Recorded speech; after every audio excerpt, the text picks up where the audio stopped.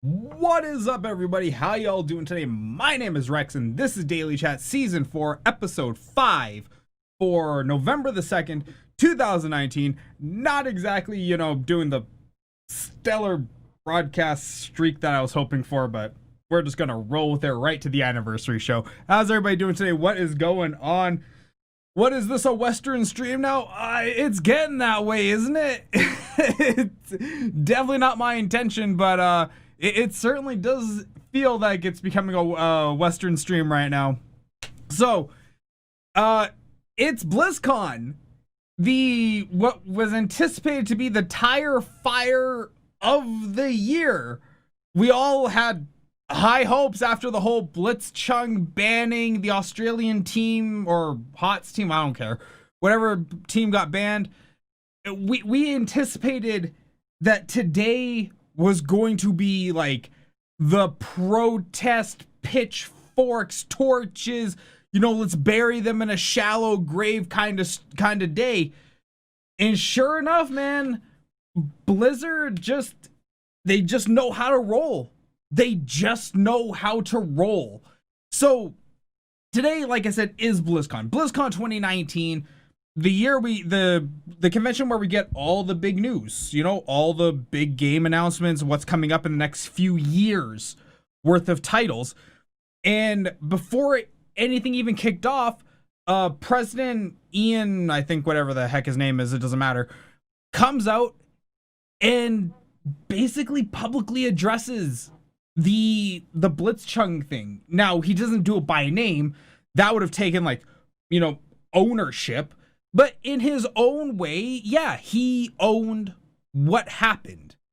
And that was really, really something to behold. Like, you don't see many companies own it on that scale. And I'll mind you, the sheeple that were in the audience, obviously they applauded, being like, oh, great, woo!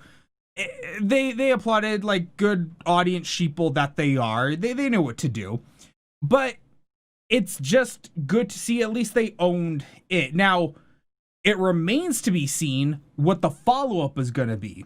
Are they going to continue down this path of banning people? Are they actually going to make a change? All of this remains to be seen in time. But for the time being, it was a good opener. Now, last year in 2018, I'm going to move the mic closer here. Mind me for a half a second. Oh, there we go. Okay, so last year in 2018, we had the biggest, what had to be flop of BlizzCon history, right?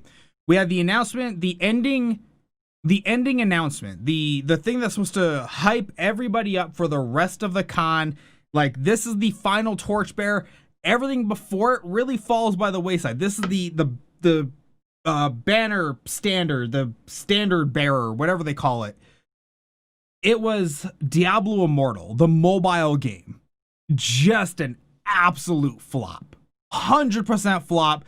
Not helped in the subsequent lead-up follow-up panels where they said, don't you have phones? Not helped at all, okay? This tainted Blizzard for a year. 365 days, 8,000 some odd hours that exist in that year, just marred by it. Now, it helped that other things like Fallout 76 came out, but it didn't help that much. People still remembered. So it was on Blizzard this year to make up for it. They had to pull out all the stops. And once again, the Blitzchung thing did not help their case whatsoever. But they had to pull out all the stops. They knew this was a year that they had to show who they were, that they had to remind the public, we are Blizzard. We do what we want, when we want, because we can. So, sure enough, the first trailer, not World of Warcraft, 15-year-old game, get out of here. Not Overwatch, you're too valuable. You stay at the back until we see how the rest of this thing goes. Not Hearthstone, you're forgettable anyway. No, Diablo 4. Diablo 4. Yes, finally. I think Diablo 3 came out in like 2010, 2011. It has been so long since we had Diablo, and this trailer was dark. Like, so dark. It was Diablo 1 dark. It was so good. Now, I can't show it here on the show because I will get demonetized if I had monetization, but I don't want to risk it either way. But look up Diablo 4. It's probably on the trending page of YouTube right now. You can find it no problem. This trailer was spectacular. I mean, from everywhere, from a game hype standpoint to cinematic production to film production, it was absolutely spectacular. I am unbelievably excited. Mind you, look, I didn't like Blizzard as much as anyone for the whole Hong Kong thing. I was absolutely against them, just as everybody else was. But once again, Blizzard knows what they're doing when it comes to stuff like this. They know that they get people hyped enough, the bad PR will wash away. And that is exactly what happened. Ain't no one on Twitter, ain't nobody on Reddit talking about Blizzard and their Hong Kong stuff. No. It is all Diablo 4 right now, Billy. It's all of it. So this was just the way they kicked off the whole show. Watch the trailer. I cannot describe to you how good it looks. It's Blizzard production at its finest. The cinematic team really should just start making actual feature films and show Pixar who's the next king in town. Following Diablo 4, we had World of Warcraft. The nice, well-worn seat of BlizzCon. The one that's got the nice booty print in the bottom. You nestle in, you feel good when you sit down. So we sat in our WoW chair. Can you believe WoW is turning 15 years old? 15. If you were born when WoW came out, you're about to get your driver's license. I'm going to let that sit there, okay? That is a harsh reality for a lot of people. You didn't feel old before, you should feel it now. But they are going to do all these kind of cool events. You get a mount, you get a pet, you get a bunch of other stuff. You get a bunch of other stuff. Look, it's Blizzard anniversary gear. And they do it almost every anniversary. It's cool. But once again, we have the next trailer, the next expansion, because every BlizzCon, they have to show you the next expansion. It's part of the cycle. So what do we get next? We get WoW Shadowlands, and once again, Sylvanas fighting Belthior? I'm not good with names, as you can clearly see. But anyways, Sylvanas fighting the Lich King. So good. It was the absolute best way they ever could have launched this trailer. Misdirection, subverting expectations, unbelievable action in scripting, just a spectacular trailer all the way through. Okay? Just awesome. Now, there was something that should have been there should have been two things in the next upcoming slots, and conspicuous by their absence, where StarCraft 2 should be and where Heroes of the Storm should have been. Heroes of the Storm was lightly mentioned during, I believe, the WoW panel, or it might have been just tossed in to the other stuff because they did announce Deathwing as a new character. But there was no fan service this time around. There was no trailer. There was no intro cinematic to new characters except for Deathwing. And once again, Deathwing was part of the anniversary series. So we know from the last Blizzard earnings call, that they're dropping StarCraft 2 and Heroes of the Storm. They're gone. They're not going to be supported anymore, really. The College League for Heroes of the Storm is gone. StarCraft 2 is all but dead. In every real capacity that matters. So those two were not really showcased this time around in BlizzCon, which is weird. Which is honestly just a little bit weird. But I get it. They're not money makers. Popularity's dying. Cut off the finger to save the hand kind of deal. So that's that. So following WoW, we move into Hearthstone. I will be totally honest with you. I had no interest in this. None whatsoever.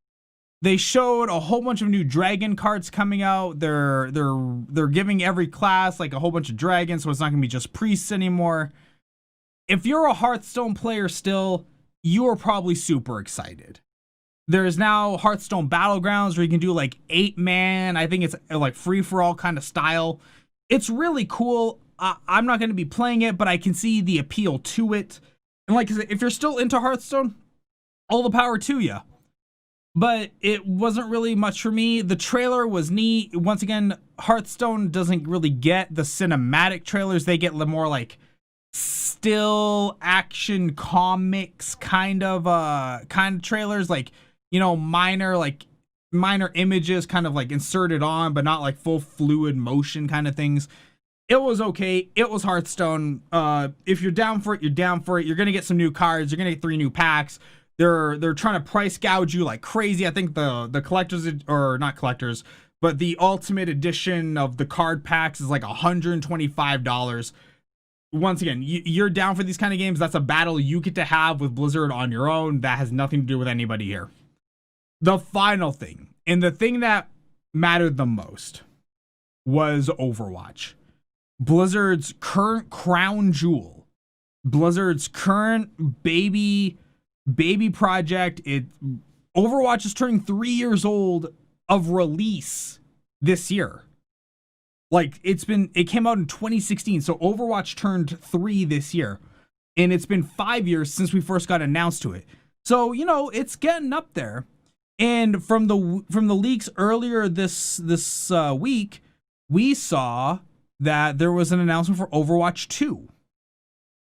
Of course, Jeff Kaplan comes out, makes some mocking jokes, like how people keep leaking stuff online. I thought it was cute. We all got it.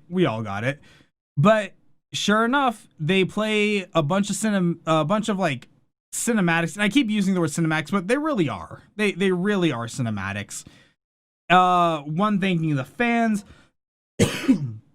and then the other announcing Overwatch 2 in classic Overwatch fashion. No matter what they do, for some reason, I always end up crying whenever I watch an Overwatch cinematic. It's always so heartfelt, always so touching. It's like one of those like strong, manly single tears running down the cheek kind of thing.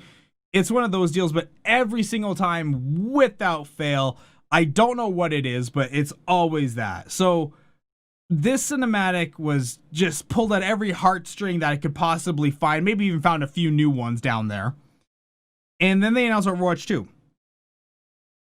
We're all excited. If you still play Overwatch, great. And if not, you'll probably come back to the fold, because Overwatch 2 is really set to be like a PvE experience. So there's going to be PvE. Of course, they're going to maintain the PvP aspect, because that'd be stupid to get rid of it. The Overwatch League is built around it. So they're going to be PvP, PvE, adding in a new mode, push the target. I don't see how this new mode of push the target is different from the escort. I don't really get it, but I guess if you're on the floor, if you can tell me, or we'll just have to wait for open beta to find out. But yeah, I don't see how this new mode is any different from the escort the limousine or escort the gold mine cart. But yeah, we got new heroes. Finally, we got a payoff from last year's cinematic with McCree and that blue chick. So we finally got a payoff for that. That was pretty neat. And then we got introduced to some new characters. Now, they had new character follow-up at the panel. I'm not going to cover that here. But if you want to learn more about it, they did do the first 4 panels for free, so you can catch them on the Blizzard Twitch channel. Overwatch 2, the good thing about this, and I feel this is the way that we're going to be moving forward with game design, with serial game design from companies, is they recognize that with Overwatch 2, that Overwatch 1 was at risk of fragmenting the community and really splintering off the consumer base. So they were very, very smart this time around, and they built it in so your stuff from Overwatch 1 will carry over. So your skins, your achievements, your whatever other things you get, I don't know, I haven't played Overwatch in like a year, but your skins especially, your skins will transfer over to Overwatch 2, plus Overwatch 1 will be available with all the new maps that Overwatch 2 has. So I don't know if it's going to be cross play, but you'll at least have access to the same pool of things. So they're not going to break anything. That is a stand-up way to do it. It's something that I know people like myself have been clamoring for forever and a day, and I'm very, very happy to see that. I was very worried when he came out and started talking about it, and I'm like, because when I did play Overwatch, I dropped some bucks on that game for sure. So I was like, I really don't want all my skins to be for nothing. So luckily for me, they're going to transfer all my skins over, so that's good. At least they saw the value in their consumer base, which I believe, like I said, I see a lot of game developers going forward of trying to maintain that with their clients or with their customers. Make sure that they get the max value possible if you want to retain all of your customers properly.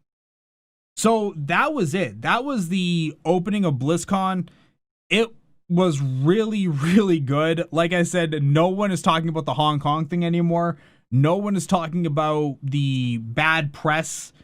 They owned it, so, you know, they're getting praise for that, as lackluster as it was. I feel like they should have at least addressed Blitzchung, like, by name and apologized to him, but they didn't do that. At no point did they actually apologize for the actions they took. They apologized for the swiftness of banning, and not even by verbally stating that, and they apologized for the lateness in the reply to the community, but they had never at any point publicly apologized to Blitzchung during the keynote speech, and I feel that was a missed opportunity. I feel that was bad, but we get it though. China is a big market. If you could lose all of North America, you could survive alone in China. So because of that, I see it and I get it. I just don't personally agree with it, but that's my own personal thing, and that's why I'm not a multi-billion-dollar company. So there you have it, guys. That's your BlizzCon recap. Thanks so much for tuning in. Like, comment, share, and subscribe. If you have anything you want to say, tweet me at LittleRex2015, and I will see everybody on the next episode of Daily Chat. Have a good night. Bye.